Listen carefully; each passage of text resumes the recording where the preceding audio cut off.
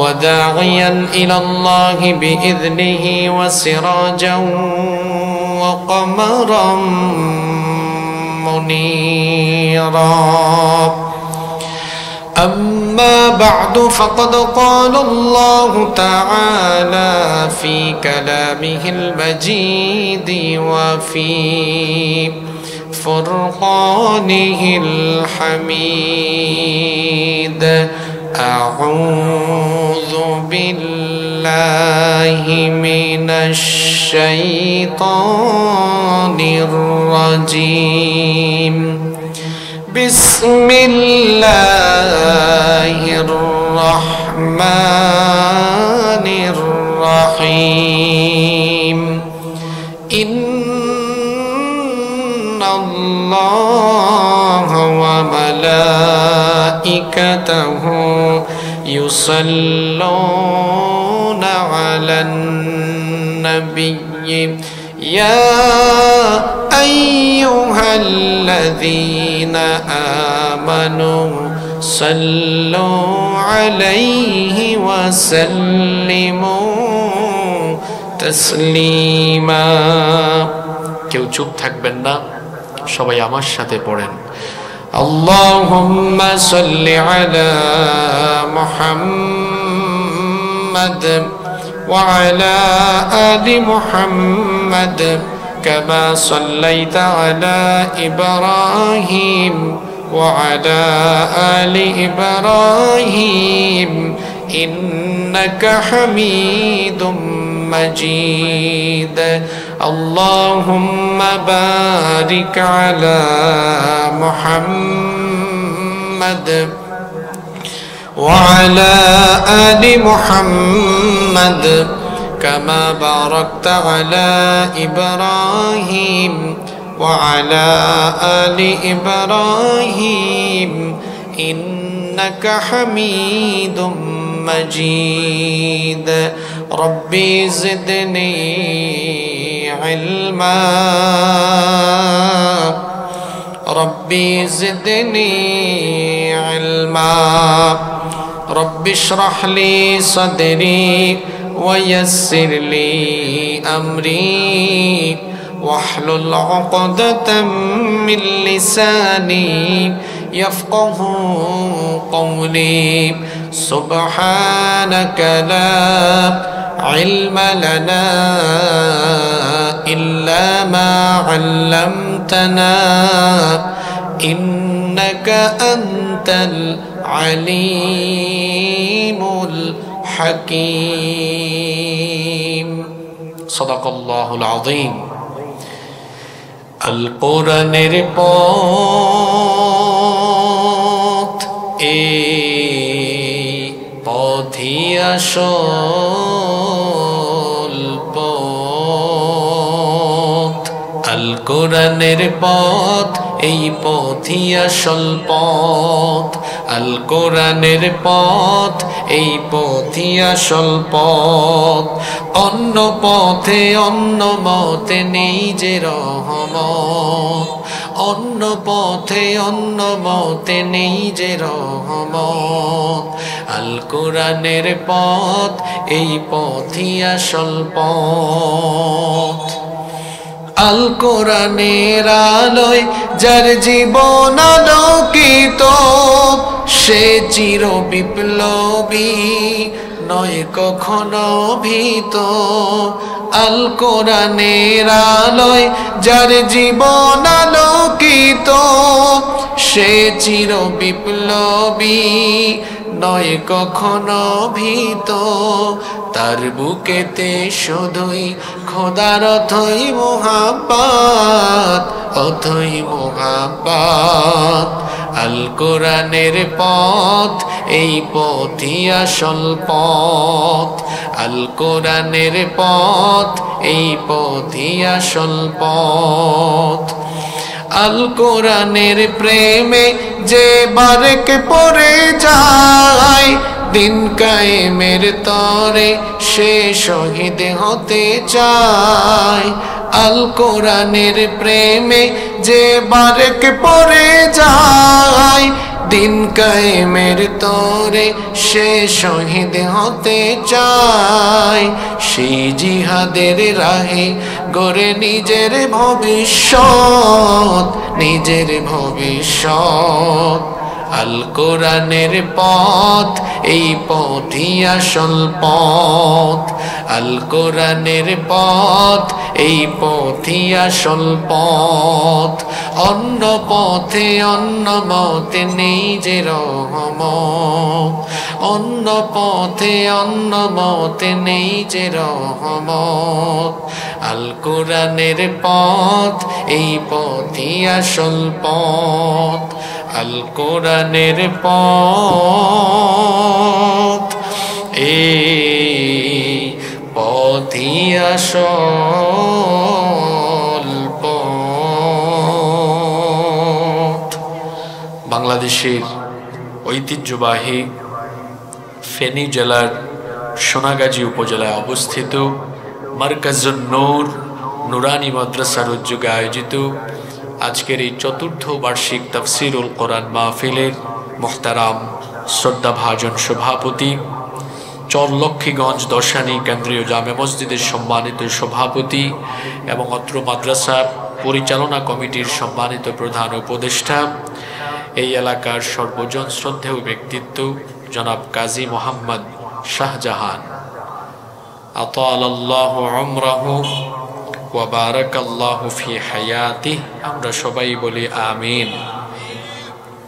আজকের মাহফিলের সম্মানিত প্রধান মুফাসসির, বিশিষ্ট আলেমে দ্বীন, বিশিষ্ট ইসলামী চিন্তাবিদ ও শিক্ষাবিদ, প্রখ্যাত মুফাসসিরে কোরআন জনাব হযরত মাওলানা মুফতি গোলাম কবির আজহারি, হাইয়াহুল্লাহ ওয়া আতালাল্লাহু উমরাহু ওয়া বারাকাল্লাহু ফি হায়াতিহি ওয়া নাফাআল্লাহু বিহিল উম্মাহ ওয়া জাআলাহু আলিমান দাঈয়ান মাহিরান ওয়া বাহিরান লিখিদমাতিদ দ্বীন, আমরা সবাই বলি আমিন।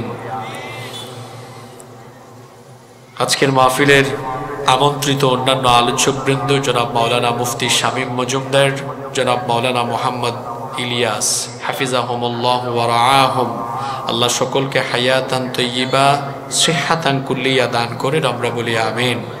প্রধান অতিথি নিউ ইবনে সিনা ডায়াগনস্টিক সেন্টার ফেনী এর সম্মানিত চেয়ারম্যান জনাব মোহাম্মদ ফজলুল হক বাবলু, বিশেষ অতিথি জনাব মোহাম্মদ সাইফুল ইসলাম, জনাব ASM সাইফুল্লাহ ভুইয়া, জনাব মাওলানা মোহাম্মদ মিয়া, জনাব মাওলানা আমিনুল ইসলাম, আল্লাহ সকলকে দ্বীনের জন্য কোরআনের জন্য কবুল করে নেন, আমরা সবাই বলি আমিন।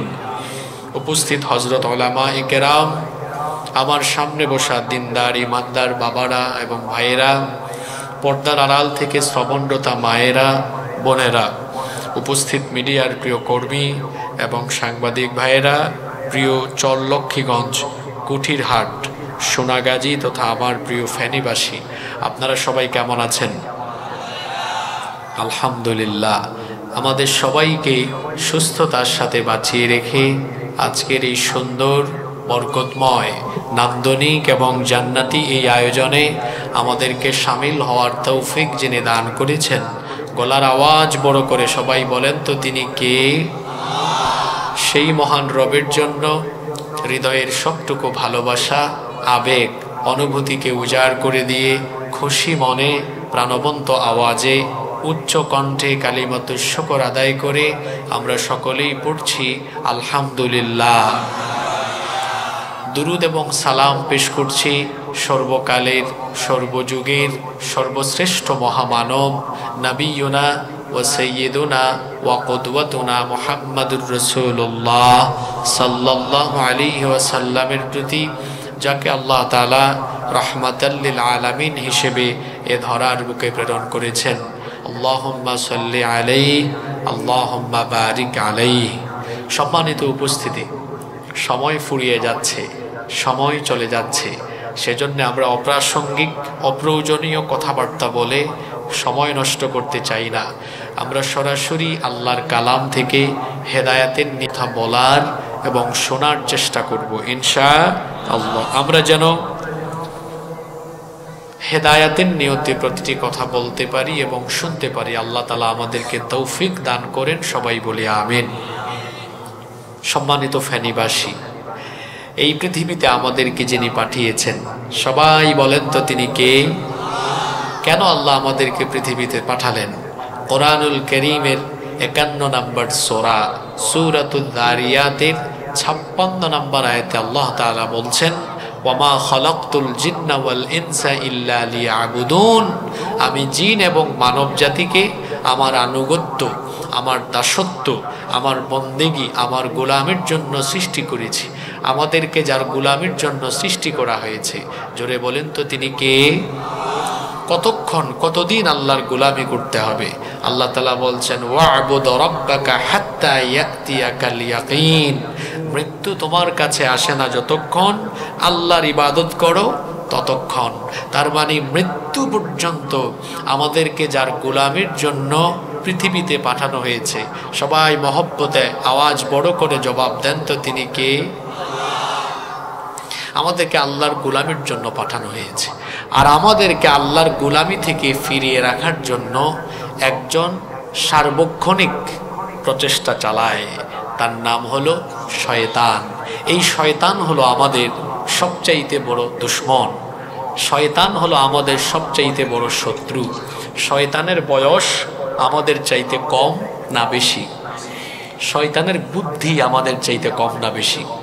বয়সও বেশি, বুদ্ধিও বেশি। আমাদের ব্যাপারে আল্লাহর একটি ওয়াদা আছে, আবার আমাদের ব্যাপারে শয়তানেরও একটা ওয়াদা আছে। আমাদের ব্যাপারে আল্লাহর ওয়াদা হলো, তোমরা যদি আমার গোলামি করতে পারো তাহলে তোমাদের ব্যাপারে আমার ওয়াদা হলো আমি তোমাদেরকে আমার জান্নাতের মেহমান বানাবো। সুবহানাল্লাহ।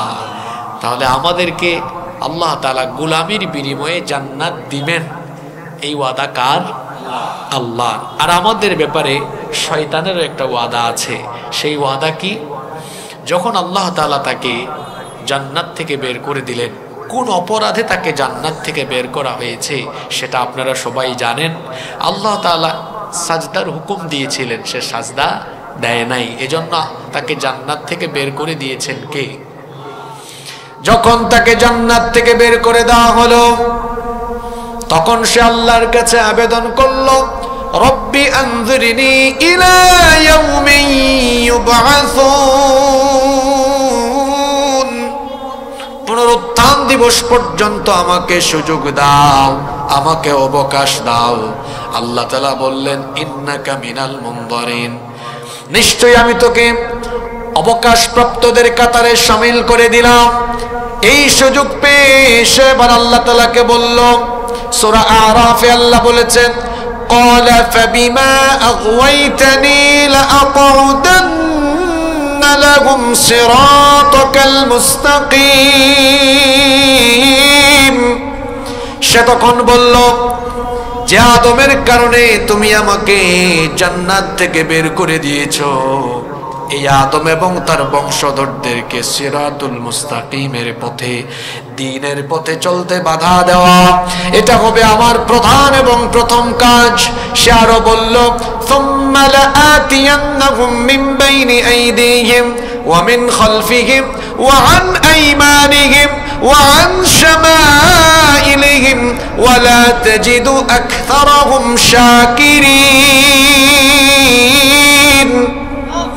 আমি এদেরকে সামন দিক থেকে, পিছন দিক থেকে, ডান দিক থেকে, বাম দিক থেকে, সকল দিক থেকে প্রতারণার জাল বিস্তার করে আমি এদেরকে আমার ফাঁদে ফেলে, আমার খপ্পরে ফেলে আমি এদেরকে জাহান্নামে নিয়ে যাব। তাহলে আমাদেরকে জান্নাত দিবেন, এটা হলো আল্লাহর ওয়াদা। আর আমাদেরকে জাহান্নামের পথে নিয়ে যাওয়া, এটা হলো কার ওয়াদা? আরো জোরে বলেন, কার ওয়াদা? এই ওয়াদা করে সে কিন্তু বসে নাই, সার্বক্ষণিক সে কাজ করে যাচ্ছে। আর শয়তানকে শয়তানি করার জন্য আল্লাহ তাআলা দুইটা বিশেষ ক্ষমতা দিয়েছেন। এক নাম্বার ক্ষমতা হলো শয়তান মানুষের রক্তকণিকায় বিচরণ করতে পারে। বুখারী এবং মুসলিম শরীফের হাদিস, আল্লাহর নবী বলেছেন, ফা ইন্নাশ শাইতানা ইয়াজরি আহাদিকুম মাজরাদ দাম। আল্লাহর নবী বলেছেন, শয়তান তোমাদের রক্ত কণিকায় বিচরণ করে করে তোমাদেরকে ধোঁকা দিতে পারে। কি জিনিস এটা চিন্তা করেন। আপনার রগের ভেতরে রক্ত কণিকায় ঢুকে ঢুকে আপনাকে ওয়াসওয়াসা দিতে পারে। আবার শয়তানের আশ্চর্যজনক 2 নাম্বার ক্ষমতা হলো সে যে কোনো সময় যে কোনো মানুষের সুরত ধারণ করতে পারে। কেবলমাত্র একজন মহামানবের সুরত সে ধারণ করতে পারে না।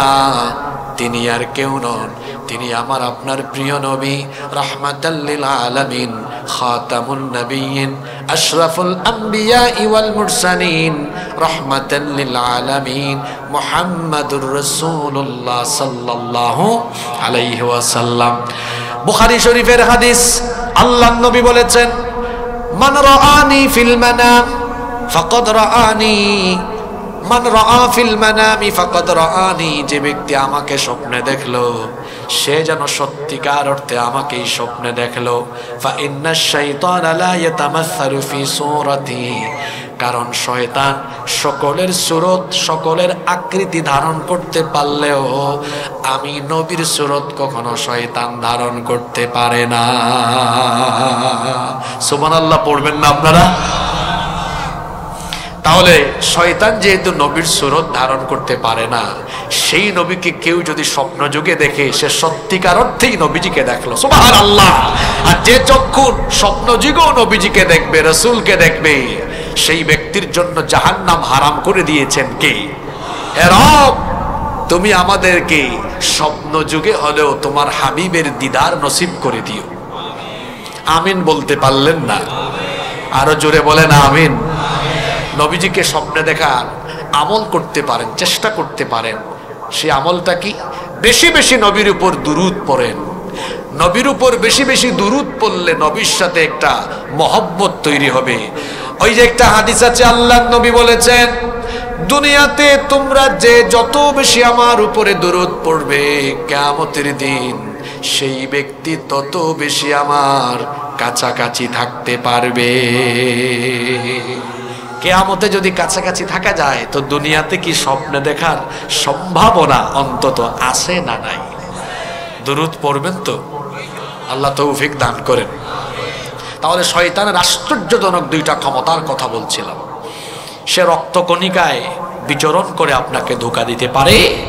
আর আরেকটা কি বললাম? সে সুরত ধারণ করে আসতে পারে, মানুষের সুরতে আসতে পারে, মানুষের সুরত ধরে আপনাকে এসে ধোঁকা দিতে পারে। আর শয়তান তো শুধু জিনের ভেতরে নয়, শয়তান তো মানুষের ভেতরেও আছে। কারণ শয়তান কিছু মানুষকে প্রথমে তার মুরিদ বানায়, অনুসারী বানায়। তারপরে এই অনুসারী যখন নিজেদেরকে একটু আপডেট করতে পারে, যখন তারা শয়তানের গোলামি করে করে শয়তানকে খুশি করতে পারে, শয়তান তারা আর মুরিদ রাখে না, তখন প্রমোশন দিয়ে তারে খেলাফতি দেয়। কি দেয়? আপনারা শুনতেছেন তো কথা? আজকে একটু ব্যতিক্রমী কথাবার্তা শুনবেন, মনোযোগ থাকবে তো? বলছিলাম শয়তান প্রথমে মানুষের মধ্যে কিছু লোককে মুরিদ বানায়, আর যখন এই লোকগুলো শয়তানের গোলামি করতে করতে শয়তানকে খুশি করে, তখন শয়তান তার ক্লাস বাড়ায় দেয়, গ্রেড বাড়ায়, গ্রেড বাড়ায় বলে, তুই আর আমার মুরিদ না, আমার খেলাফতি দিয়ে দিলাম। ইন্না লিল্লাহি ওয়া ইন্না ইলাইহি। আমি তো কথাগুলো বানায় বলতেছি না, শয়তান যে মানুষের ভেতরে আছে। আপনাদের ঠোঁটের আগায় মুখস্থ সূরা, এটা সবার জানা আছে, পড়েন আমার সাথে। কোরআনে কারীমের শেষ সূরা সূরাতুন নাস। সওয়াবের নিয়তে একজন বাবা একজন ভাইও চুপ না থেকে আমার সাথে একটু তেলাওয়াত করেন। সবাই আমার সাথে পড়েন, আল্লাযী ইউওয়াসওয়িসু ফি সুদুরিন নাসি মিনাল জিন্নাতি ওয়ান নাস। মানুষের অন্তরে প্ররোচনা দানকারী শয়তান মিনাল জিন্নাতি, জিন থেকেও আছে, ওয়ান নাস, মানুষ থেকেও। তাহলে মানুষের ভেতরেও শয়তান আছে না নাই? আমাদের সোনাগাজীতে অবশ্য শয়তান নাই, আছে। আপনি ফাইন্ড আউট করবেন কেমনে, বের করবেন কেমনে? চেহারা সুরতে বেশভূষায় মানুষ হলেও যে ব্যক্তি সারাদিন কাজ কারবার আঞ্জাম দেয় শয়তানের, সে হলো মানুষ রূপী আস্ত একটা শয়তান। এখন প্রশ্ন হলো, শয়তানের কাজ কি? শয়তানের কাজ কি? শয়তানের বহু কাজ আছে। সব বলতে গেলে ধারাবাহিক কয়েকদিন তাফসীর মাহফিল করা লাগবে। আমি আজকে গুরুত্বপূর্ণ আমাদের সমাজে চোখের সামনে পরিদৃশ্যমান 5টা শয়তানি কাজের কথা বলবো। এই কাজগুলো করে যারা মানুষরূপী শয়তান। আপনাদের মনোযোগ আছে নাকি? আজকে যে 5টা আমলের কথা বলবো, আজকে যে 5টা শয়তানি কাজের কথা বলবো, এগুলো কিন্তু আপনাদের গ্রামেও মিলে যেতে পারে। আসমানের উপরে আর জমিনের নিচের ওয়াজ হবে না, ওয়াজ হবে বাস্তবমুখী, একদম যা আপনার চোখের সামনে আছে, ঘটে, মিলে, এ ধরনের কথা হবে। কোনো একটা কথা যদি আমার নিজের সাথে মিলে যায়, আমি তওবা করে আজকে বাড়ি যাব আর নিজের জীবনকে পরিবর্তনের সিদ্ধান্ত নিয়ে এখান থেকে যাব ইনশাআল্লাহ। তাহলে মানুষের ভিতরেও শয়তান, জোরে বলেন, আছে না? এরা কারা? মানুষ হয়েও শয়তানের কাজ আঞ্জাম দেয় যারা, মানুষরূপী শয়তান হলো তারা। তা আমি বলছিলাম শয়তানের বহু কাজ আছে, সব একদিনে এই সংক্ষিপ্ত সময়ে বলা আমার দ্বারা সম্ভব নয়। আজকে কয়টা কাজের কথা বলবো? ভালো কাজ না শয়তানি কাজ? সবাই চুপচাপ থেকে শুনিয়েন, কথাবার্তা বললেন না, আর উঠা বসা করলেও খবর আছে। আমি কিছু বলবো না, মানুষ বুঝবে। খলিফার মনে হয় মিলে গেছে। রেডি? সবাই রেডি? নাম্বার 1 দেখেন তো মিলে কিনা। 1 নাম্বার শয়তানি কাজ, সাজদার টাইমে সাজদা না দেওয়া। এটা মানুষের কাজ না, এটা শয়তানের কাজ। ঠিক বেঠিক আন্দাজে বললেন না, কারণ আপনি ঠিক বললেও কোরআনের কথা ঠিক, ঠিক না বললেও কোরআনের কথা ঠিক। বরং আপনারা একটা কাজ করবেন, সওয়াব কামানোর একটা প্রসেস আপনাকে বলে দেই। যখন আপনি আল্লাহ তাআলার বরত্বের কথা শুনবেন, মাহফিলে ঠিক বলে না উঠে চিৎকার করে বলে উঠতে পারেন আল্লাহু আকবার। যখন ফজিলতের কথা শুনবেন তখন বলতে পারেন সুবহানাল্লাহ। কারণ ঠিক ঠিক বললে তো সওয়াব হচ্ছে না। আমি যদি আল্লাহু আকবার বলি, সুবহানাল্লাহ বলি, সওয়াব আছে না নাই? আমাদের বাংলাদেশে মাহফিলের ট্র্যাডিশন কি? এখন এমন এক জায়গায় নিয়ে যাওয়া হয়েছে, মাঝে মাঝে এটা মাহফিল না সার্কাস বুঝাও যায় না। অনেক জায়গায় বেহুশ মাহফিল হয়, আমি নাম দিয়েছি বেহুশ মাহফিল। মানে বক্তা আলোচনা করতে করতে বেহুশ হয়ে যায়, ঝগা কিশোরী, কিছুক্ষণ এইদিকে কিছুক্ষণ ওইদিকে, কোনো টপিক নাই, কথাবার্তা চলতেছে সব মিলায়া, একদম মিক্স ফ্রুটের মতো আর কি। শ্রোতাও এরকম বেহুশি শ্রোতা, মাঝে মাঝে নিচে বসা থাকে না, উপরে উঠে যায়, দাঁড়ায়া যায়। মাহফিল থেকে বাড়ি ফেরার পরে তাকে যদি জিজ্ঞেস করা হয় এত লম্বা সময় মাহফিলে গিয়ে কি শুনেছেন, কয় হুজুর যে ওয়াজ করছে, কয় কি করছে, কয় ফাটাই ফেলছে একদম। তারপর যদি বলা হয় আচ্ছা আমাকে তো বলা হয়েছে আজান 8টায় হবে, এখানে জামাত 8টায় হবে, তাই না? 8টায় হবে, কেউ আপনারা দাঁড়াবেন না, একেবারে আলোচনা আমরা 7টা 45 পর্যন্ত চালাবো। এই মসজিদের আজানটা শেষ হোক, তারপরে আমরা শুরু করবো ইনশাআল্লাহ। কেউ দাঁড়াবেন না। সম্মানিত উপস্থিতি, এখানে জামাত 8টায় হবে, তাহলে আপনাদের কোনো টেনশন আছে? তো বলছিলাম বেহুশ মাহফিলে যেন আমরা না থেকে হুশের সাথে শুনবো, পারবো তো ইনশাআল্লাহ? তাহলে আজকে কয়টা শয়তানি কাজ নিয়ে আলোচনা হবে? 1, সাজদার টাইমে সাজদা না দেওয়া, এটা ভালো কাজ না শয়তান? আসেন কোরআন শরীফ থেকে আমরা জেনে নেই। আল্লাহ তাআলা সব ফেরেশতাদেরকে বললেন সাজদা দাও আদমকে, সবাই দিয়েছে, একজন দেয় নাই, তার নাম কি? জোরে বলেন। তাইলে আল্লাহর হুকুম পেয়ে সাজদা না দেওয়া এটা ভালো কাজ না শয়তানি কাজ? সাজদা না দেওয়া এটা হলো শয়তানি কাজ। ইবলিসকে জান্নাত থেকে বের করে দেওয়া হয়েছে, জোরে বলেন তো কয়টা সাজদা না দেওয়ার কারণে? সবাই বলেন কয়টা? মাত্র? সবাই বলেন, হিসাব করে বলেন তো। প্রতিদিন আমাদের জন্য নামাজ কয় ওয়াক্ত? 5 ওয়াক্ত। শুধু ফরজ নামাজ, সুন্নত নফল বাদ দিলে শুধু ফরজ নামাজ 5 ওয়াক্ত মিলায় মোট কত রাকাত? 17 রাকাত। প্রতি রাকাতে সাজদা কয়টা? 2টা। তাহলে 17 দ্বিগুণে, তাইলে প্রতিদিন আমাদের জন্য ফরজ রাকাতের সাজদার সংখ্যা মোট হলো কতটা? 34টা। ইবলিস এক সাজদা না দিয়ে জান্নাত থেকে আউট হয়ে গিয়েছে, আর আমরা 34টা সাজদা ডেইলি কাজা করে জান্নাতে যাওয়ার জন্য রেডি হয়ে আছি। মনে হয় জান্নাত আমার মামুর বাড়ি, আমার নানার বাড়ি। কথা বুঝতে পেরেছেন? ইবলিস সাজদা না দিয়ে জান্নাত থেকে বের হলো। সেই ইবলিস কি চাইবে সাজদার টাইমে, নামাজের টাইমে আপনারা আল্লাহকে সাজদা দেন? এটা কি ইবলিস চায়? জোরে বলেন, ইবলিস চায়? ইবলিস এটা চায় না। এই জন্য নামাজের টাইমে ইবলিস এসে মানুষকে সবচেয়ে বেশি ধোঁকা দেয়। কি করে আপনাকে নামাজ থেকে দূরে রাখা যায়, কি করে আল্লাহর গোলামের পরিবর্তে শয়তানের গোলামি করা যায়। এই জন্য হাদিস শরীফে এসেছে শয়তান কোন সময় হাসে আর কোন সময় কাঁদে।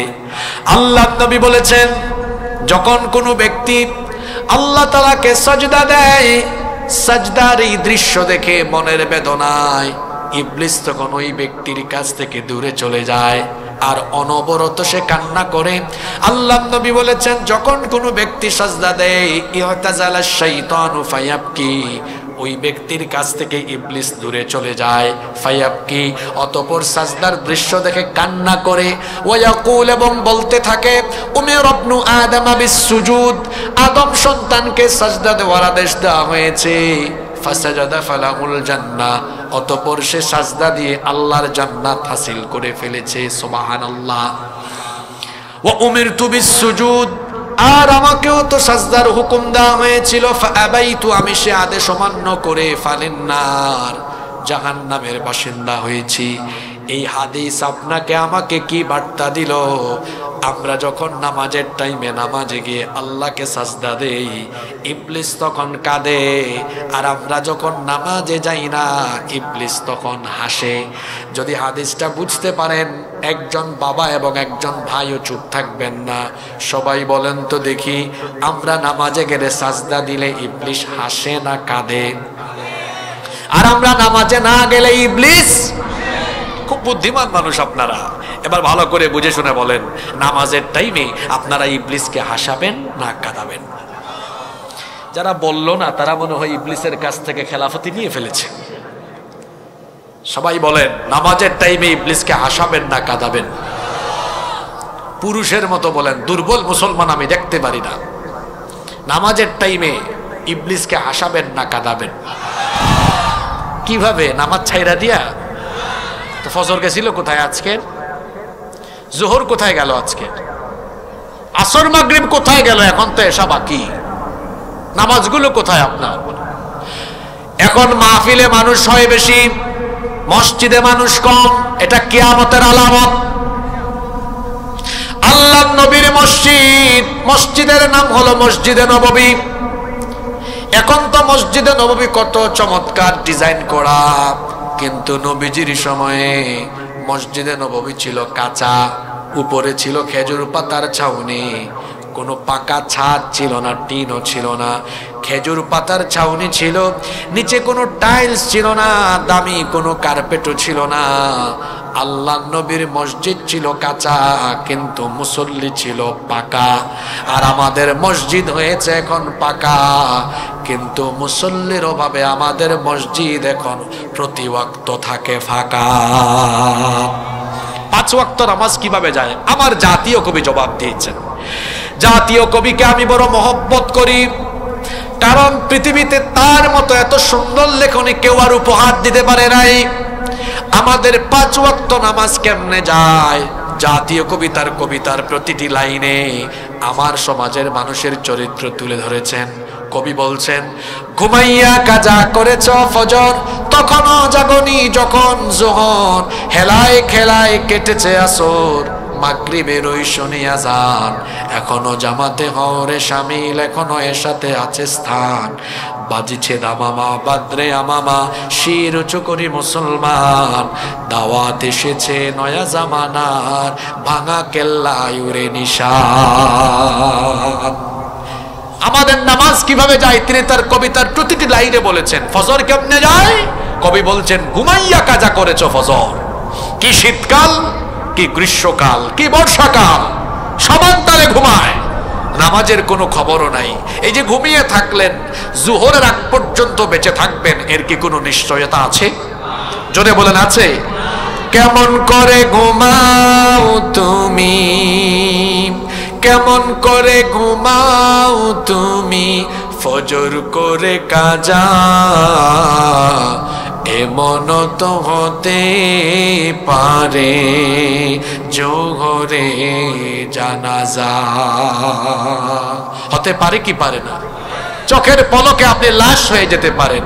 চোখেরই পলকে তুমি হতে পারো লাশ, চিরতরে বন্ধ হবে তোমারই নিঃশ্বাস। হবে এলান তোমারই নাম মসজিদের মাইকে, হবে এলান তোমারই নাম মসজিদের মাইকে। বাড়িওয়ালা নাই রে বাড়ি নাই রে দুনিয়াতে, বাড়িওয়ালা নাই রে বাড়ি নাই রে দুনিয়াতে, বাড়িওয়ালা নাই রে বাড়ি নাই রে দুনিয়াতে, বাড়িওয়ালা নাই রে বাড়ি নাই রে দুনিয়াতে। বাড়ি থাকবে, বাড়িওয়ালা। এই যে নামাজ কাজা করতেছেন, আমার দিকে খেয়াল করেন, আমার দিকে তাকান। এই যে নামাজ ছাড়তেছেন আপনি, আজকে ছাড়লেন, কালকে ছাড়লেন, এরকম নামাজ ছাড়তে ছাড়তে ছাড়তে ছাড়তে বেনামাজি হয়ে হয়ে হয়ে হয়ে, ও ভাই একদিন তো আপনি মারা যাবেন। কারণ পৃথিবীতে কোনো মানুষ তো না মরে বেঁচে থাকতে পারে নাই, আপনিও মারা যাবেন। মারা যাবেন এ ব্যাপারে কোনো সন্দেহ আছে? একদিন মারা যাবেন। এরকম বেনামাজি হয়ে হয়ে যদি মরে যান, কখনো কি উপলব্ধি করেছেন, কখনো কি বিবেকের দরজায় করাঘাত করেছেন যে আমার পরিণতি কি হতে পারে? আমি তো মারা যাব, অনন্তকাল আমি আলমে বরজাকে থাকবো, এরপরে একদিন আমাকে সেখান থেকে উঠানো হবে, হাসরের ময়দানে আমার রবের সামনে দাঁড়াবো, বিচার আর হিসাব আরম্ভ হবে। সেই দিন আমার আল্লাহ প্রথমে আমার কাছ থেকে প্রথম যে আমলের হিসেব চাইবেন, সেই আমলের নাম কি? ওয়াজ তো আপনারা জানেন, শুধু আমল নাই আর কি। আল্লাহ নবী বলেছেন, ইন্না আউওয়ালা মা ইউহাসাবু বিহিল আবদু ইয়াউমাল কিয়ামাতি মিন আমালিহি সালাতিহি, নিশ্চয়ই কিয়ামতের ময়দানে আল্লাহ তাআলা সর্বপ্রথম তোমাদের কাছ থেকে যে আমলের হিসেব চাইবেন সেটা হলো বান্দা নামাজ নামাজ নামাজ ঠিক মতো আদায় করেছো কিনা, নামাজ আদায় করেছো কিনা। আমাদেরকে শয়তান কি নামাজে যেতে দিতে চায় নাকি চায় না? জোরে বলেন, চায় কি চায় না? নামাজে গেলে খুশি হন কে? জোরে বলেন, খুশি হন কে? না গেলে খুশি হন কে? তা আপনারা কারে খুশি করবেন? এখন আর জবাব দিয়েন না, চুপ থেকে বলেন ডেইলি খুশি করেন কারে? ভদ্র আছে স্বীকার করে, লজ্জা করে না? একটু কি খারাপ লাগে না? বিবেকের দরজায় কি একটু করাঘাত হয় না? তালাবদ্ধ অন্তর কি খুলবে না? এই ঘুমন্ত বিবেক কি আপনার জাগ্রত হবে না? এরপরেও কি আপনি নামাজ ছাড়বেন? রসুলের এই হাদিস শোনার পরে রসুল বলেছেন, আপনি নামাজে না গেলে শয়তান হাসে আর নামাজে গেলে শয়তান কাঁদে। এই হাদিসটা শোনার পরেও কি আপনি এখনো কি নামাজ ছাড়বেন নাকি? আপনি কি বিবেকহীন মানুষ নাকি? আপনার বিবেকে কি শয়তান পেশাব করলো নাকি? আপনার দিল কি মরে গেল নাকি? আপনার মধ্যে কি বিবেক নেই? আপনার মধ্যে কি বোধ শক্তি নেই? আপনি কি বুঝতে পারেন না? আপনার মধ্যে কি উপলব্ধির ক্ষমতা নেই? যার মধ্যে বিবেক নেই ও তো মানুষ না, ও পশু। আপনি তো মানুষ। কেন আপনার বিবেকের দরজায় হাদিস গিয়ে করাঘাত করে না? কেন আপনি নামাজে যান না? কেন ফজরে ঘুমান? কেন জোহরে হেলা খেলায় কাটান? কেন আসরে খেলাধুলা করেন? মাগরিবে তামাশা করেন? এশায় কেন আড্ডা মারেন? নামাজে যেতে কেন মন চায় না আপনার? আপনি কি শয়তানের খেলাফত নিয়ে ফেললেন নাকি? আজান শোনার পরে নামাজের টাইমে আল্লাহকে গিয়ে সাজদা দেয় না যারা, আল্লাহর জমিনে শয়তানের খলিফা হলো তারা। নামাজের টাইমে গিয়ে আল্লাহকে সাজদা দিয়ে যে জানান দেয়, আল্লাহ দেখো না, 5 ওয়াক্ত নামাজের ডিউটি দিয়েছো তো, তুমি দেখো আমি হাজির হয়েছি তোমার কুদরতি চরণে সাজদা দিয়ে, তোমাকে জানান দিয়েছে আমি একমাত্র তোমার গোলাম, আর কারো গোলাম নয়। সুবহানাল্লাহ। এইরকম 5 ওয়াক্ত গোলামির নমুনা পেশ করতে হবে কাকে খুশি করার জন্য? যুবক ভাইরা, কি হয়েছে আপনাদের? খুব হ্যাডাম, তাই না? যে আমি জোয়ান, যুবক, চুল পাকুক, দাড়ি পাকুক, তারপরে আমি নামাজে যাব। তোমার মতো কত ছাত্র, কত যুবক, কত তরুণ 20 বছরের আগে দুনিয়া থেকে নাই হয়ে গিয়েছে। পৃথিবীতে আসার সিরিয়াল আছে, যাওয়ার কোন সিরিয়াল। এই চরলক্ষ্মীগঞ্জ কুটির হাটে দেখবেন মাঝে মাঝে দাদা বা নানা তার নাতির লাশ কবরে নামায়। বাবা জীবিত, ছেলে মারা গেছে, ছেলের লাশ কবরে নামায়। গত কিছুদিন আগে আমার এলাকায় 17 বছরের এক ইয়াং ছেলে মারা গেল। চলে যাচ্ছে মানুষ এরকম। আপনি বুড়া হবেন, তারপর মসজিদে যাবেন, নামাজ আদায় করবেন, এটা শয়তানের পজিটিভ ধোঁকা। জোয়ান কালের ইবাদতের দাম কম না বেশি?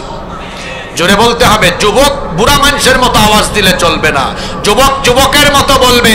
যৌবন কালের ইবাদতের দাম কম না বেশি? কত বেশি? যৌবন কালে ইবাদতে 2 ফায়দা আছে। কয়টা ফায়দা? একটা দুনিয়াতে, আরেকটা দুনিয়ার ফায়দা কি? বুড়া হয়ে যাবে, কোমরে ব্যথা, মেরুদণ্ডে ব্যথা, হাঁটুতে ব্যথা, গিরায় ব্যথা। বুড়া হওয়ার পরে আগের মতো লম্বা টাইম নিয়ে রুকু সাজদা দিতে পারে না, যৌবনকালের মতো এত স্মার্ট ভাবে নামাজ আদায় করতে পারে না। ফেরেশতা কয়, আল্লাহ এই বান্দা তো আগের মতো নামাজ আদায় করতে পারে না, সওয়াব কেমনে লিখতাম? আল্লাহ বলেন, তার আমলনামা একটু পিছনে ফিরে যাও, একটু পেছন দিকে যাও, গিয়ে দেখো যৌবনকালে কি করেছে। পেছন দিকে আমলনামা উল্টায় দেখবে, আল্লাহ এই বান্দার তো যৌবনকালের খবর ভালো। আল্লাহ বলেন, কি হয়েছে? আল্লাহ তো সব জানেন, জিজ্ঞেস করছেন কি? তখন ফেরেশতা বলে, আল্লাহ যৌবনকালে তোমার বান্দা আজানের টাইমেই রেডি হয়ে মসজিদে এসে যৌবনকাল পুরাটাই তোমাকে সাজদা দিয়েছে, সুন্দর নামাজে ছিল। আল্লাহ বলেন, ফেরেশতা আমার বান্দা যৌবনকালে শক্তি ছিল বলে সুন্দরভাবে নামাজ আদায় করেছে, বুড়া হয়ে গেছে তো আগের মতো পারে না, সওয়াব এখন কমায় দিও না। যৌবনকালে যেমন পূর্ণ সওয়াব দিতা, বুড়া কালেও পরিপূর্ণ সওয়াব লিখো। আর আখিরাতের ফায়দা কি? আল্লাহ বলবেন, চরলক্ষ্মীগঞ্জের ইয়াং তরুণ যুবক ছেলেগুলা কোথায়? ফেরেশতারা বলবে, আল্লাহ এদেরকে দিয়ে কি করবেন? কি করব বুঝো না? এই ছেলেগুলা যৌবনকালে আমার এত সাজদা দিল, আজকে হাসরের ময়দান কত কঠিন, সূর্য মানুষের মাথার নিকটে, হাসরের ময়দান তামা হয়ে যাচ্ছে, মানুষের কষ্ট দেখো না, মাথার মগজ গলে গলে বেয়ে বেয়ে পড়ছে। এই যুবক ছেলেগুলোকে বের করে তাড়াতাড়ি আনো, আর আমার আরশে আজিমের ছায়ার নিচে তাদেরকে জায়গা দান করো। সুবহানাল্লাহ। চরলক্ষ্মীগঞ্জের যুবক তরুণ ছেলেরা কি আরশে আজিমের নিচে কাল কিয়ামতে জায়গা পেতে চায় না? জোরে বলেন, চান কি চান না? চাইলে কি করতে হবে? সালাত কায়েম করো, সালাত কায়েম করো, হবে সম্মানী তুমি, হবে জান্নাতি তুমি, দেবে কাল হাসরে শীতল ছায়া আরশে আযীম। রব্বিয়াল আলা, রব্বিয়াল আযীম, রব্বিয়াল আলা, রব্বিয়াল আযীম। তাহলে বলেন, নামাজের টাইমে নামাজ আদায় না করা এটা মুমিনের কাজ না শয়তানি কাজ? জোরে বলেন। এই শয়তানি কাজ কি এলাকায় থাকবে? আমরা ইবলিসকে, মিস্টার ইবলিসকে কাদায়া কাদায়া এই এলাকা থেকে বাইর করে দিব। রাজি আছেন? নামাজ ছেড়ে না আদায় করে। কারা কারা আল্লাহর গোলামের জন্য নামাজ আদায় করে করে শয়তানকে এই এলাকা থেকে ভাগাবেন? হাত তুলে আল্লাহকে দেখান তো।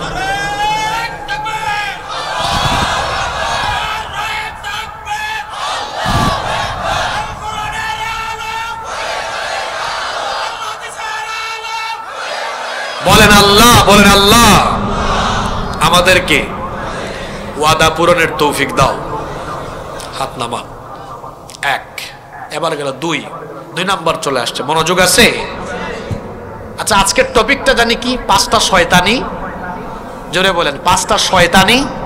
1 নাম্বার শয়তানি কাজ নামাজ আদায় না করা। 2 নাম্বার শয়তানি কাজ কি? 2 নাম্বার শয়তানি কাজ হলো সময় নষ্ট করা। এখন এমন এক যুগ, যুব সমাজ সবচাইতে বেশি কি নষ্ট করে? আর সময় নষ্ট করার একটা যন্ত্র তাদের হাতে আছে, তার নাম কি? এখন সময় নষ্ট করা এটা যে শয়তানি, এটা আমি কোন জায়গা থেকে বললাম? সম্পদ হোক, টাকা হোক, পয়সা হোক, অর্থ, বৃত্ত, সময়, যাই হোক না কেন, যে কোনো জিনিস অপচয় করা, নষ্ট করা, এটা ভালো মানুষের কাজ না, মুমিনের কাজ না, এটা শয়তানের। আল্লাহ এটা নিষেধ করেছেন, অপচয় করো না। ইন্নাল মুবাযযিরিনা কানু ইখওয়ানাশ শায়াতিন, নিশ্চয়ই অপচয়কারী কার ভাই? জোরে বলেন, কার ভাই? আর হ্যাঁ যুবক ছেলেরা তাকাও, এই ওয়াজ তোমাদের 2 নম্বর পয়েন্টটা। টাকা নষ্ট, সম্পদ নষ্ট ব্যাপার না, টাকা গেলে টাকা আসে। 2015 সালে এই গ্রামের একজন 20 লক্ষ টাকা ব্যবসায় লস করেছে। 2025 সালে 40 লক্ষ টাকা লাভ করার সুযোগ থাকতে পারে কি পারে না? তাই টাকা লস ব্যাপার না, কালকে লস হবে, আজকে লাভ হবে। টাকা গেলে টাকা পাওয়া যায়। 2015 সালে কারো বাড়ি ছিল 2টা, অথবা 2টা বাড়ি ছিল, 2টাই চাপে পড়ে বিক্রি করতে হয়েছে। 2025 সালে 10টা বাড়ির মালিক হতে পারে কি পারে না? তাহলে বাড়ি গেলে বাড়ি পাওয়া যায়, সম্পদ গেলে সম্পদ পাওয়া যায়, টাকা গেলে টাকা পাওয়া যায়। এখন বলেন তো, সময় গেলে কি সময় পাওয়া যায়? যে সময় আমাদের জীবন থেকে হারিয়ে গেল, আমরা কি সময় আর কোনোদিন ফিরে পাবো? সময়কে কাজে লাগিয়ে সম্পদশালী হওয়া যায়, কিন্তু সম্পদ দিয়ে জীবনের ফেলে আসা সময়কে ফিরিয়ে আনা যায় না। এজন্য মানুষের জীবনের সবচেয়ে বড় গনিমত হলো সময়, সবচেয়ে বড় নেয়ামত হলো সময়। এই সময়কে যারা কাজে লাগায় না, এরা দুনিয়ায় আখিরাতে ক্ষতিগ্রস্ত হয়। আজ আমার যুব সমাজ, তরুণ সমাজ, ছাত্র সমাজ সবচেয়ে বেশি সময় নষ্ট করে। আর এই সময় নষ্ট তারা সবচেয়ে বেশি করে কি দিয়ে? আচ্ছা, ছাত্র যারা আছো, ইমানদারের মতো, ভদ্র ছেলের মতো সত্য কথা বলে স্বীকার করো। দেখে কার সৎ সাহস আছে, সত্য কথা বলতে পারে, এটা সাহসিকতার ব্যাপার। সবাই সত্য কথা বলতে পারে না। দেখি এখানে কে আছে যে সৎ সাহস নিয়ে সত্য কথা অকপটে স্বীকার করতে পারে? বলো তো ছাত্ররা, তরুণ যুবকরা, ছাত্ররা বলো, প্রতিদিন তোমরা মোবাইলের পিছনে কত ঘন্টা সময় দাও? এখানে কি সৎ সাহসী একটা ছেলেও নেই? এবার চাচারা বলেন অনুমান করে, এই যুবকরা কত ঘন্টা মোবাইলে থাকে? আপনারা বললেন না, আমি বলি 10 থেকে 14 ঘন্টা। 10 থেকে, আমি কি ভুল বললাম নাকি? 10 থেকে 14 ঘন্টা সময় এই যন্ত্রের পিছনেই যদি তুমি পড়ে থাকো, তো তোমার জীবনের বেশিরভাগ সময় তো এখানেই নষ্ট হয়ে গেল। মোবাইল ব্যবহার করতে আমি নিষেধ করছি না, আমি এর অপব্যবহার করতে নিষেধ করছি। যারা পড়ালেখা করো, স্কুল, কলেজ, মাদ্রাসা, ইউনিভার্সিটিতে, তোমাদেরকে বলছি, তোমরা যে 8, 10, 12, 14 ঘন্টা মোবাইলে পড়ে থাকো, যদি মোবাইল থেকে নিজেকে দূরে রেখে এই সময়টা পড়ার টেবিলে তুমি থাকতে পারতে, আল্লাহর কসম, পৃথিবীর বিখ্যাত বিখ্যাত দার্শনিক, চিকিৎসক, বিজ্ঞানী, গবেষক, মনীষী আমার দেশের ঘরে ঘরে বের হয়ে যেত। পড়ালেখায় মনোযোগী নাই, ফেসবুকে, ইউটিউবে, টুইটারে, টিকটকে, টেলিগ্রামে হাবি জাবি কত অ্যাপস বের হয়েছে। আর এখন তো অনলাইন জুয়া, অনলাইন জুয়ায় যুব সমাজ আসক্ত। আইপিএল খেলা হয় ইন্ডিয়ায়, আর জুয়ার বাজি হয় এই চল্লক্ষীগঞ্জে কুটির হাটে। বিপিএল খেলা হয় ঢাকায়, জুয়ার বাজি হয় সোনাগাজীতে। আছে না নাই? সময় নষ্ট করতে করতে তার জীবন শেষ হয়ে গেল। যে সময় আমার আপনার জীবন থেকে হারিয়ে যাবে, এই সময় আর কোনোদিন ফিরে আসবে না। আয়নার সামনে দাঁড়াবেন আর উপলব্ধি করার চেষ্টা করবেন, জীবনের যে সময়গুলো চলে গেল, আর একটা সময় মুখের মধ্যে দাড়িও গজায় নাই, এখন দাড়ি গজিয়েছে যারা বয়স্ক মানুষ, আয়নার সামনে দাঁড়ালে চুল এবং দাড়ি সাদা দেখা যায়। আয়নার সামনে দাঁড়ালে চক্ষু বন্ধ করে একটু পিছনের দিকটা মনে করার চেষ্টা করলে মনে হয় সেই দিন আমি কিশোর ছিলাম, মাঠে ঘাটে খেলতাম, সেই দিন আমি তরুণ ছিলাম, সেদিন স্কুলে পড়তাম, কলেজে পড়তাম, ইউনিভার্সিটিতে পড়তাম, মনে হয় সেদিন বিয়ে করলাম, বাচ্চা কাচ্চা হলো, এখন নাতি নাতনি পেয়ে গিয়েছি, আর শরীরের চামড়াটা কুচকে গিয়েছে, মনে হয় কবরে যাওয়ার টাইম চলে এসেছে। সময় এইভাবে করেই চলে যায়, দ্রুত গতিতে সময় ফুরিয়ে যায়। যে সময় চলে যায় সেই সময় আর কোনোদিন মানুষের জীবনে ফিরে আসে না। কিয়ামতের দিন জাহান্নামীরা জাহান্নামে সর্বপ্রথম সবার আগে সময়ের ব্যাপারে আফসোস করবে। জাহান্নামীরা সর্বপ্রথম বলবে, ইয়াকুলু ইয়া লাইতানি কদ্দামতু লিহায়াতি, হায় আফসোস, দুর্ভাগ্য আমার, আমি যদি দুনিয়াতে থাকাকালীন সময় কাজে লাগিয়ে নেক আমল আগে থেকে পাঠিয়ে আসতাম, সময়টাকে যদি কাজে লাগাতাম। এসএসসি পরীক্ষার আগে পরীক্ষার্থী ছাত্র বা ছাত্রী পড়াশোনা করে না, পরীক্ষায় অংশগ্রহণ করে ফেল করলো, রেজাল্ট হওয়ার পরে তারপরে বলল, হায় হায় হায়, আমি যদি পরীক্ষার আগে সময়গুলো কাজে লাগাতাম এমন রেজাল্ট হতো না। পরীক্ষার আগে সময় কাজে না লাগিয়ে পরীক্ষার পরে আফসোস করলে তখন কি কোনো লাভ হবে নাকি? ঠিক তেমনি ভাবে দুনিয়া হলো আমাদের জন্য পরীক্ষার হল। আজকের আলোচনার কিছু চুম্বক চুম্বক লাইন আছে, এগুলো মনে রাখবেন। দুনিয়া হলো আমাদের জন্য পরীক্ষার। কেন পরীক্ষার হল বলেছি শোনেন, পরীক্ষার হলের সাথে তুলনা করে আমি মোটেও ভুল করিনি। পরীক্ষা আপনি দাওরায়ে হাদিস পরীক্ষা দেন, কামিল পরীক্ষা দেন, মাস্টার্সে দেন, এসএসসি দেন, এইচএসসি অনার্সে পরীক্ষা দেন, দেখবেন পরীক্ষার জন্য নির্ধারিত সময় থাকে কি থাকে না। পরীক্ষার জন্য 2 ঘন্টা 3 ঘন্টা বা 4 ঘন্টা সময় বরাদ্দ থাকে। ঠিক তেমনি ভাবে এই দুনিয়া নামক পরীক্ষার হলে প্রত্যেকটা মানুষের জন্য নির্দিষ্ট সময় বরাদ্দ আছে না নাই? পরীক্ষার টাইমে ওই সময় শেষ হয়ে গেলে পরিদর্শক যেভাবে খাতা টান দিয়ে নিয়ে চলে যায়, ঠিক তেমনি ভাবে দুনিয়ায় যার যার হায়াত শেষ হয়ে গেলে মালাকুল মউত এসে রূহ নিয়ে চলে যায়। দেখেন পরীক্ষার হলের সাথে দুনিয়ার জীবনকে কেন আমি তুলনা করলাম। পরীক্ষার 3 ঘন্টা সময় নষ্ট করে কেউ যদি খাতায় না লিখে, প্রশ্ন অনুযায়ী উত্তর যদি না দেয়, সে যেমন ফেল করবে। দুনিয়ার 30, 40, 50, 60 বছরের হায়াত পেয়ে এই হায়াতকে কেউ যদি কাজে না লাগায়, সেও কিন্তু দুনিয়ার হায়াতের পরে আফসোস করবে। এজন্য আল্লাহ নবীর একটা হাদিস আমার মনে পড়ে গেল। নবীজি বলেছেন, মামিন, আল্লাহ নবী বলেছেন, মামিন আহাদিন ইয়ামুতু ইল্লা নাদিম, এমন কোন মানুষ নাই যে মানুষ মরণের পরে আফসোস করবে না। সাহাবীরা বললেন, ওয়ামা নাদামাতুহু ইয়া রাসূলুল্লাহ, আমরা বলি সাল্লাল্লাহু, আগো আল্লাহর নবী, মরণের পরে মানুষ কি নিয়ে আফসোস করবে? নবীজি বললেন, ইনকানা মুহসিনান, যদি কোনো মানুষ সৎকর্মশীল হয় সেও আফসোস করবে। নাদিমা আল্লাহ ইয়াকুনুস দাদা, কেন আমি আরেকটু নেক আমল বাড়িয়ে করলাম না? কারণ জান্নাত তো একটা নয়, জান্নাতের দুয়ার আছে মোট কয়টা? 8টা। আমি যদি আরেকটু নেকি বাড়িয়ে করতাম জান্নাতে আমার মর্যাদা বাড়তো, আফসোস করবে কেন আরো বেশি আমল করলাম না। আল্লাহর নবী বলেছেন, ওয়া ইন কানা মুসিআন নাদিমা আল্লাহ ইয়াকুনু নাযা, আর পাপী তাপী দুরাচারী গুনাহগার সেও আফসোস করবে, হায় রে হায়, কেন আমার সময় থাকতে তওবা করে পরিশুদ্ধ আমল করে আমি এখানে আসলাম না। আফসোসের কারো কোনো শেষ থাকবে? তো দুনিয়ার এই পরীক্ষার হলে, আচ্ছা ভালো ছাত্র কি পরীক্ষার হলে কলম কামড়া কামড়ি করে ডানে বামে তাকায় না শুধু লিখে? তাহলে ভালো ছাত্র ভালো মোমেন্টকে দুনিয়ায় সময় নষ্ট করে না সময় কাজে লাগায়? এজন্য দেখবেন বুজুর্গ ব্যক্তিদের কাছে যাবেন, কিতাব থেকে শুধু জ্ঞান অর্জন করা যায় না।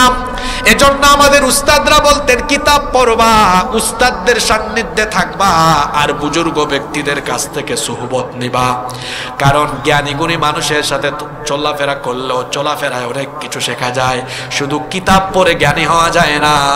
এজন্য পৃথিবীর বিখ্যাত বিখ্যাত বুজুর্গ ব্যক্তিদের জীবনী পড়বেন, তারা যেমন কিতাব পড়েছেন তেমনি তারা তাদের উস্তাদদের জুতা টেনেছেন, ব্যাগ বহন করেছেন। জ্ঞানী গুণী লোকদের সাথে চললে অনেক কিছু শেখা যায়, ভালো জিনিসের সাথে থাকলে ভালো হওয়া যায়। আতরের দোকানে ঢুকে যদি আপনি আতর নাও কিনেন, আতরের দোকান থেকে বের হয়ে গেলে দেখবেন শরীরের মধ্যে আতরের গন্ধ হয়ে যায় কি যায় না?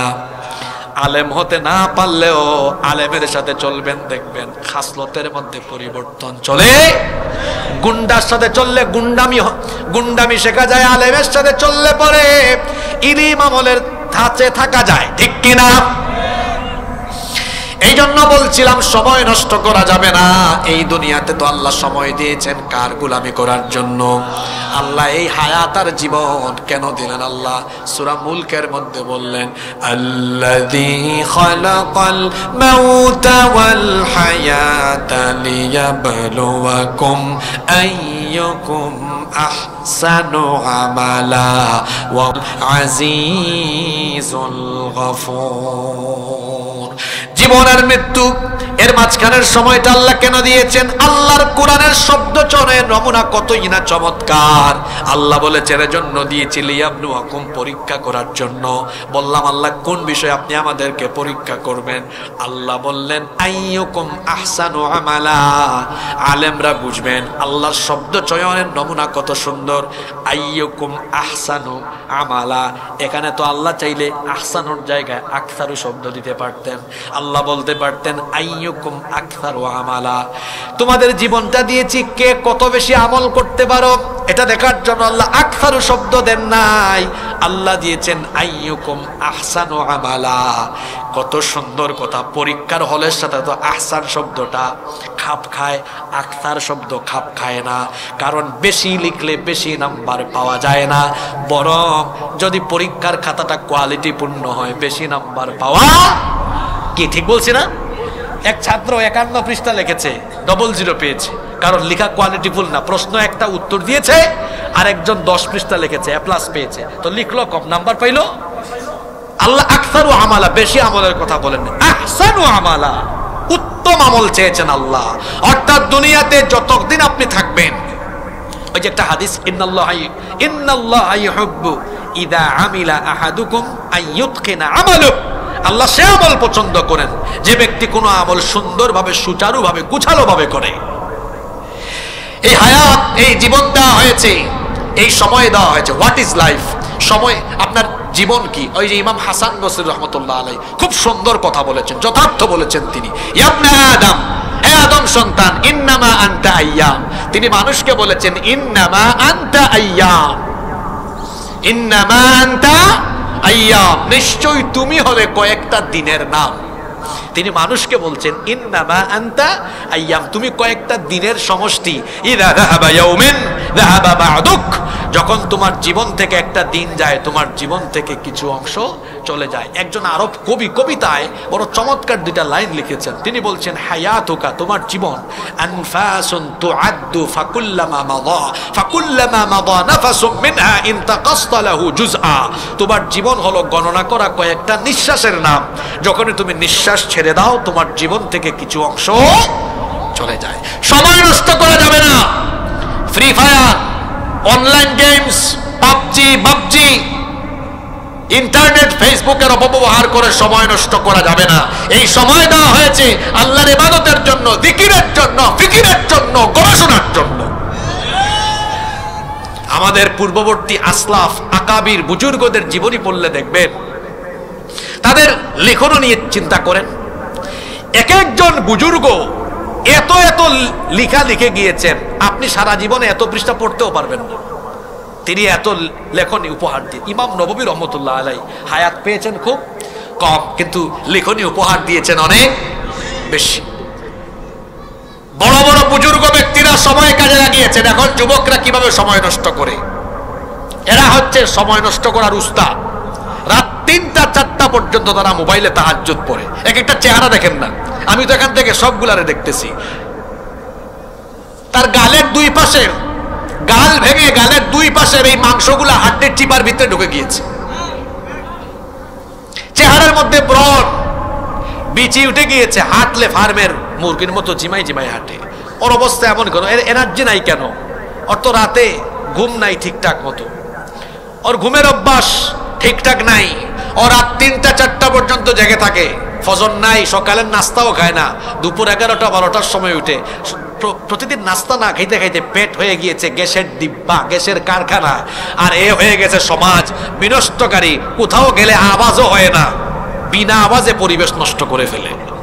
কথা বুঝেন নাই কি বোঝাতে চেয়েছি? আপনাদেরকে হাসানোর জন্য বলি নাই তো, এগুলো বাস্তব কথা। ওর হেড অফিসও ক্লিয়ার না, ওর তো খাদ্যাভ্যাস, ঘুমের অভ্যাস, কোনো কিছু ঠিকঠাক যুবক ভাইদেরকে বলবো সময় কাজে লাগাও।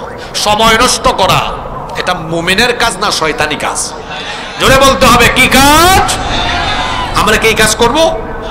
জোরে বলো। নাম্বার 3 নাম্বার, উলঙ্গপনা, বেহায়াপনা, বেপরদায় মত্ত থাকা, এটা শয়তানি কাজ। এটা কি কাজ? আল্লাহ বলছেন ইয়া বানি আদম লা ইফতিনান্নাকুমুশ শাইতান, হে বনি আদম, শয়তান যেন তোমাদেরকে ফিতনায় ফেলতে না পারে, যেভাবে শয়তান ফিতনায় ফেলেছিল তোমাদের বাবা মাকে। আমাদের বাবা সাইয়েদিনা আদম আলাইহিস সালাম আর আমাদের মা সাইয়্যিদাতুনা হাওয়া আলাইহাস সালাম, তাদেরকে আল্লাহ একটা গাছের কাছে যেতে নিষেধ করেছিলেন। ইবলিস ধোঁকা দিয়ে সেখানে নিয়ে গেল, তাদের উভয়ের শরীর থেকে কাপড় খুলে পড়ে গেল। ইবলিস তাদের দুজনকে লজ্জাস্থান দেখিয়ে দিল। জান্নাতের গাছের পাতা দিয়ে তারা তাদের লজ্জাস্থান ঢাকতে লাগলেন। তাহলে শয়তানের কাজ হলো মানুষের শরীরে কাপড় রাখা, না কাপড় চোপড় খুলে দেওয়া। এখন আমার সমাজে শয়তানের কিছু খলিফা বের হয়েছে, শয়তানকে রিটায়ার্ডে দিয়ে, আরামায়েশে দিয়ে তারা আমার সমাজের নারীদের গা থেকে কাপড় চোপড় শর্টকাট করার শয়তানি দায়িত্ব নিয়েছে। এত জোরে যে ঠিক বললেন, এখন তো ওয়াজ এসে আপনার মাথার উপরে পড়বে। আপনিও তো আপনার ঘরের নারীদেরকে বুরখা টুরখা ছাড়ায়া, বেপরদা বানায়া, আপনিও শয়তানের খেলাফতে নিয়ে শয়তানকে আরামে পাঠায়া দিয়েছেন। নইলে আপনার ঘরের বউ কেন বেপরদা থাকে? আপনার মেয়ে কেন বেপরদায় থাকে?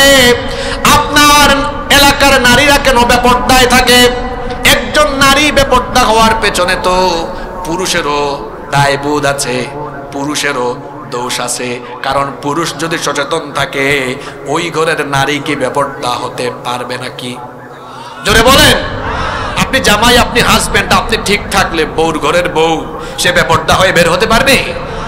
আপনি নিজেই তো, পুরুষত্ব আছে কিনা এটা আমি জানি না, আপনি তো নিজেই আপনার বউকে বেপরদা বানায় রাস্তাঘাটে নিয়ে বের হন। বউয়ের ফটো ফেসবুকে আপলোড করেন, আপনার বউয়ের নাক কেমন, ঠোঁট কেমন, গাল কেমন মানুষ জানে। দেখার পরে আপনাকে বলে ভাই ভাবি কিন্তু ফার্স্ট ক্লাস, আপনি শোনার পরে থ্যাংক ইউ বলেন, তাকে ধন্যবাদ জানান। আপনি এমন রুচিহীন, ব্যক্তিত্বহীন ব্যক্তি, আপনি হলেন পুরুষ নামের কলঙ্ক। আপনার ভেতর পুরুষত্ব আছে কিনা দেখা দরকার। আপনি তো শয়তানকে রিটায়ার্ডে পাঠিয়েছেন, তুমি যাও, তোমার খেলাফতি আমি আঞ্জাম দিই। আচ্ছা, বেপরদা হওয়া এটা মুমিনের কাজ না শয়তানি কাজ?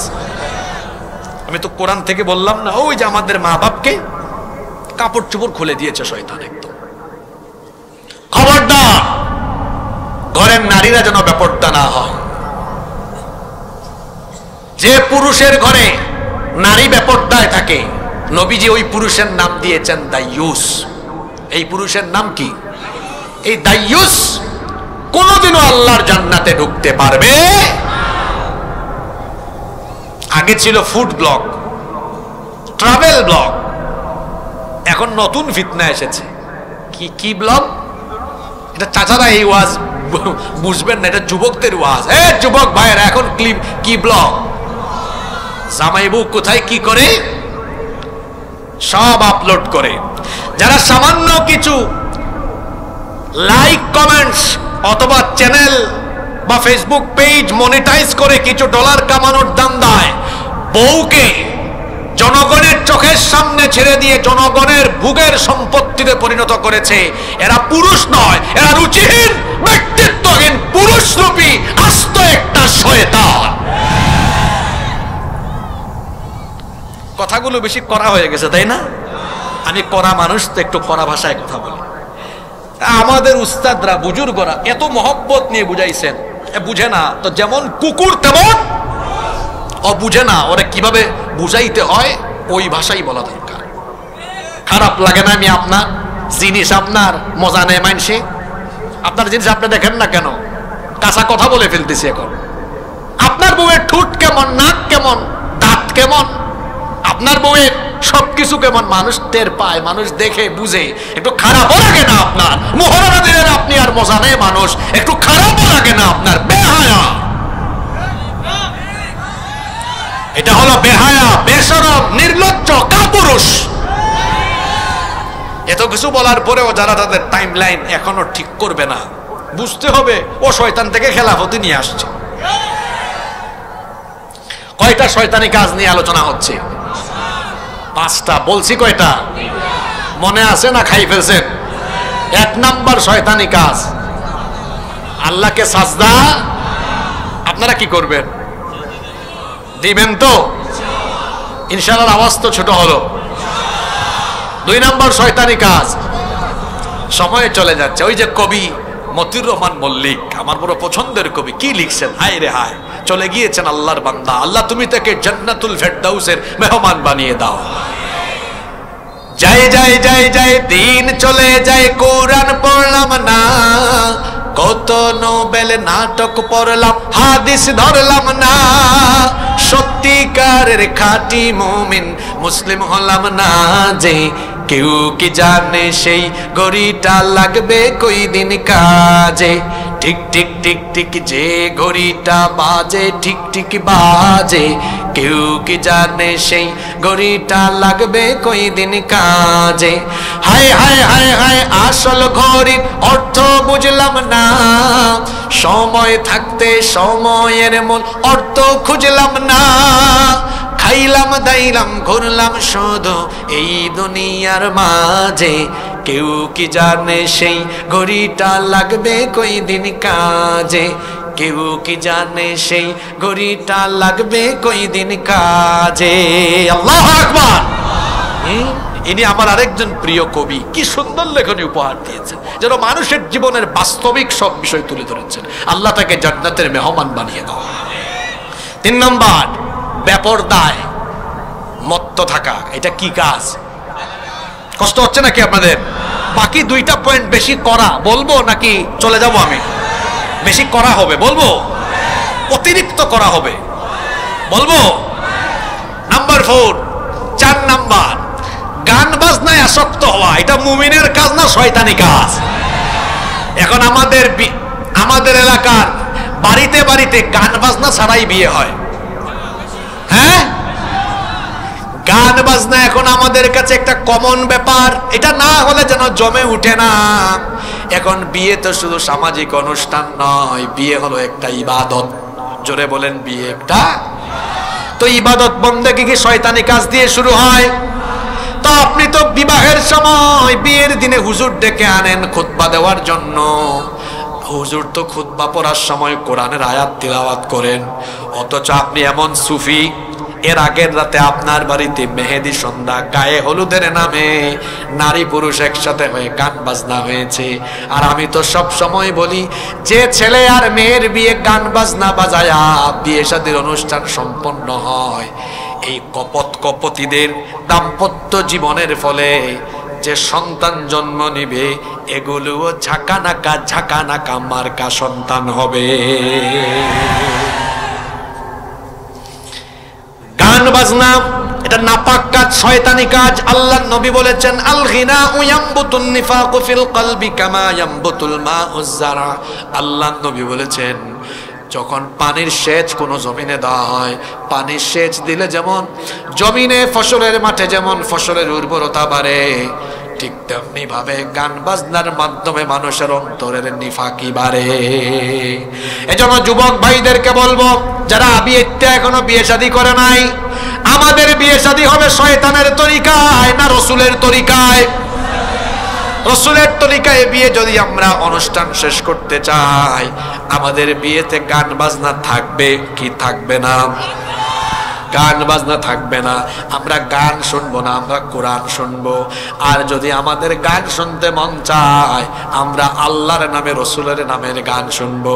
আমার দেশে সাইমুম আছে, শশাস আছে, কলরব আছে, কত ভালো ভালো সঙ্গীত শিল্পী আছে। এদের ইসলামী গজল শুনলে, সঙ্গীত শুনলে পরে হৃদয়টা একেবারে প্রশান্ত হয়ে যায়।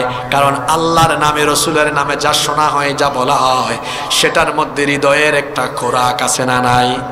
তোমার নামে যদি গান গাওয়া হয়, কার নামে? তোমার নামে যদি গান গাওয়া হয়, গান সুন্দর হয়। তোমার নামে যদি গান গাওয়া হয়, গান সুন্দর সুন্দর হয়।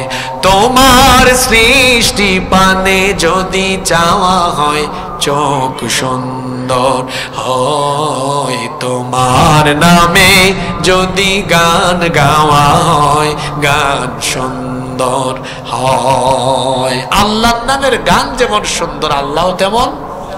দুনিয়া সুন্দর, মানুষ সুন্দর, আসমান সুন্দর, জমিন সুন্দর, সুন্দরে সুন্দরে পাল্লা। জানি না কত সুন্দর তুমি আল্লাহ, জানি না কত সুন্দর তুমি আল্লাহ। সুবহানাল্লাহ। গান শুনবেন রসুলের সাথে শুনেন। কবি নজরুল কি সুন্দর লিখা উপহার দিয়ে গিয়েছেন, এখনো সেটা গাইলে পরে মানুষ এখনো গাইতেই থাকে, গাইতেই থাকে, মজা লাগে মানুষের। ত্রিভুবনের প্রিয় মুহাম্মদ এলো রে দুনিয়ায় রে সাগর। ভালো লাগে না খারাপ লাগে এগুলা শুনবেন, কিন্তু থাকবে না দিন ঝাঁকানাকা ঝাঁকানাকা উলট পালট আলতু ফালতু গান শুনে আমরা শয়তানকে খুশি করব না, শয়তানি পথে যাব না ইনশাআল্লাহ। সর্বশেষ পয়েন্ট হলো কথায় আছে শেষ ভালো যার সব ভালো। তো শেষ পয়েন্টটা আমরা শুনবো, মনোযোগ আছে তো সবার? শেষ পয়েন্ট ভালো করে শুনতে হবে। এই জমিন কার? আসমান কার? আমরা কার? এই আসমান জমিন কেমনে চলবে এটাকে আমরা ভালো জানবো না আল্লাহ ভালো জানবেন? আচ্ছা, আমাকে 2 মিনিট সময় দেন, আজান শেষ হোক, তারপরে আমরা এই পয়েন্টটা বলে উঠবো ইনশাআল্লাহ।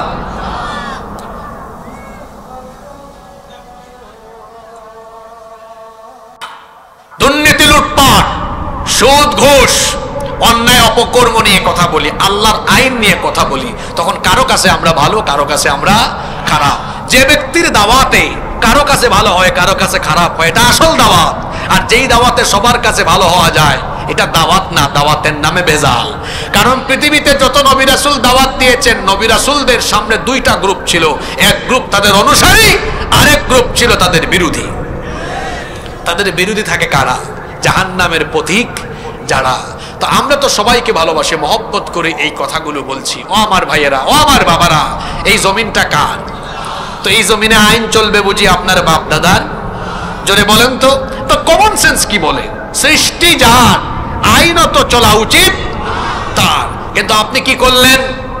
অমুক তমুক তিনি আপনাকে ডাকেন, তিনি একটা আদর্শ সেট আপ করেছেন, তিনি একটা আইন, তিনি একটা ইশতেহার, তিনি একটা আদর্শ দাঁড় করিয়েছেন, আর সে আদর্শের জন্য ঘাম, রক্ত, জীবন, লড়াই, সংগ্রাম সবকিছু করেন। আল্লাহ কোরআনে বলেছেন, আল্লাযীনা আমানু ইউকাতিলুনা ফি সাবিলিল্লাহ, যারা ঈমানদার যারা আল্লাহর পথে, আল্লাহর দ্বীন কায়েমে লড়াই করে তারা। ওয়াল্লাযীনা কাফারু ইউকাতিলুনা ফি সাবিলিত তাগুত, আর যারা নাফরমান তারা তাগুতের পথে লড়াই করে। তাগুত আবার কে? আল্লাহ বললেন যে তারা হলো আউলিয়া উহুমুশ শায়াতিন, এরা হলো শয়তানের বন্ধু। তাগুত হলো তারা। তাগুত ব্যাপক অর্থবোধক শব্দ। সংক্ষেপে তাগুত হলো আল্লাহর আইনের বিরুদ্ধে যারা। তাগুত হলো যেমন ফেরাউনকে আল্লাহ কোরআনে তাগুত বলেছেন, ইযহাব ইলা ফিরআউনা ইন্নাহু তাগা। মুসা, ফেরাউনের কাছে যাও, কারণ সে সীমালঙ্ঘনকারী, তাগুত। তাহলে আল্লাহর আইনের বিরুদ্ধে নিজেদের আইন নিজেদের বানানো, বা নিজেদের নেতা নেত্রী বা তাগুতের বানানো আইন কানুন প্রতিষ্ঠার সংগ্রামে লিপ্ত হওয়া মানে মুমিনের মতো কাজ করা না শয়তানের মতো কাজ করা? খবরদার, এই পথে গিয়ে আপনি আপনার জীবন যৌবনকে নষ্ট করবেন না। আমি বিশেষ করে যুবকদেরকে বলে যাচ্ছি, যুবকদেরকে অনেকেই তার ক্ষমতার হাতিয়ার হিসাবে ব্যবহার করে, ইউজ করে। তোমাদেরকে বুঝো না যুবক, শুধু তার চেয়ারের জন্য, ক্ষমতা আর গদির জন্য তোমাকে সামনে পিছনে মোটরসাইকেল শুডাউন করায়া তোমাকে জাস্ট চামচার মতো ব্যবহার করে। আমি যুবকদেরকে বলছি আত্মসম্মান বানাও। এই যৌবন কারো চামচামির জন্য দেওয়া হয় নাই, এই যৌবন দেওয়া হয়েছে আল্লাহর জমিনে, আল্লাহর কোরআনের রাজ কায়েমের জন্য, কোরআনের মিছিলে শামিল হওয়ার জন্য।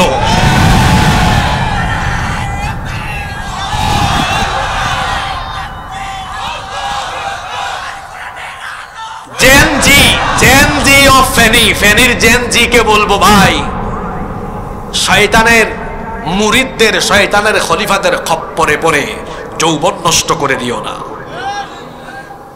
যারা তোমাকে এক প্যাকেট বিরিয়ানি দিয়ে কিনতে চায়, যারা তোমার হাতে বই খাতা কলমের পরিবর্তে সিগারেট, বাবা, গাঁজা তুলে দেয়, তারা তোমার নেতা নয়, তোমার অভিভাবক নয়, তারা তোমার দুশমন, তোমার দেশের দুশমন। যারা তোমাকে নামাজের দিকে ডাকে, যারা তোমাকে তোমার হাতে কোরআন হাদিস তুলে দেয়, ইসলামী সাহিত্য তুলে দেয়, যারা তোমাকে কোরআনের মিছিলে ডাকে, তারা তোমার বন্ধু, তারা মানবতার বন্ধু। তাদের সাথে আমরা আছি না নাই? কারা কারা কোরআনের আন্দোলনের সাথে শামিল থাকবো? মাশাআল্লাহ।